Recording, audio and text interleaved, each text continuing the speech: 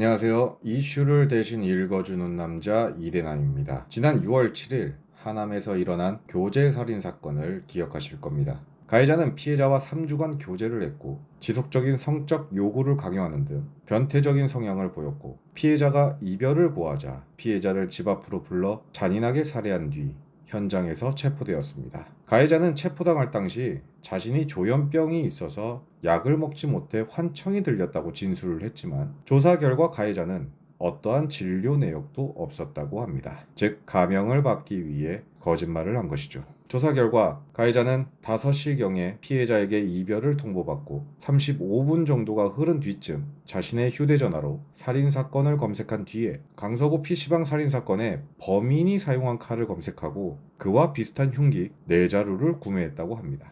정리를 하자면 가해자는 헤어지자는 말을 듣고 피해자에게 앙심을 품고 바로 피해자를 살해할 계획을 세운 뒤 인터넷으로 흉기를 구매하자마자 바로 피해자 집으로 가서 범행을 저지른 것입니다. 이건 누가 봐도 계획적인 살인이죠. 그럼 가해자에게는 어떤 형벌이 내려질까요? 일단 이번 사건은 관계청산 요구에 앙심을 품은 살인으로 보통 동기살인에 해당됩니다. 동기살인의 기본 형량은 15년에서 최대 20년까지인데요. 문제는 가해자가 아직 20대라는 것입니다. 기본 최대치인 20년을 받아도 40대가 되면 출소를 하게 되는데요. 과연 40대에 출소하면 성실하게 남은 인생을 반성하며 살까요? 어쩌면 또 같은 범죄를 저지르지 않을까요? 그리고 출소 후 유족분들에게 보복을 하지는 않을까요? 제가 만약 피해자 입장이라면 정말 두려울 것 같습니다. 기본적으로 이런 놈들은 절대 세상 밖으로 나오면 안 됩니다. 안전한 사회를 위해서, 그리고 억울한 피해자를 위해서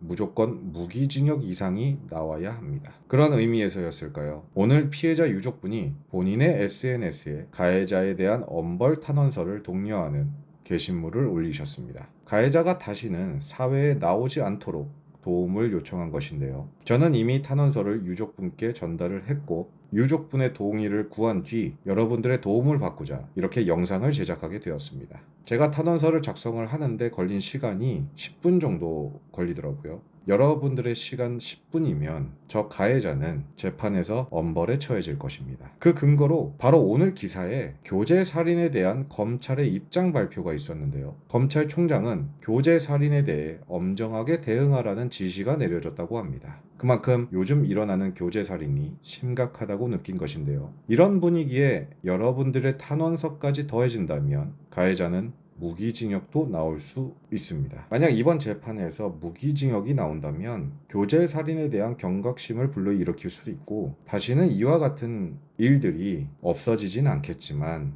조금은 줄어들지 않을까 하는 마음에 좋은 선례를 남기기 위해 꼭 필요한 일이라고 생각이 들었습니다. 그러니 바쁘시더라도 탄원서 한 장씩만 유족분에게 전달해 드리기를 부탁드리겠습니다. 혹시 탄원서 양식이나 작성 방법을 모르신다면 제 커뮤니티 글에 상세히 적어놨으니까 참고하시면 어렵지 않게 쓰실 수 있으실 겁니다. 여러분들의 많은 관심과 도움을 부탁드리면서 오늘의 영상을 마치도록 하겠습니다. 감사합니다.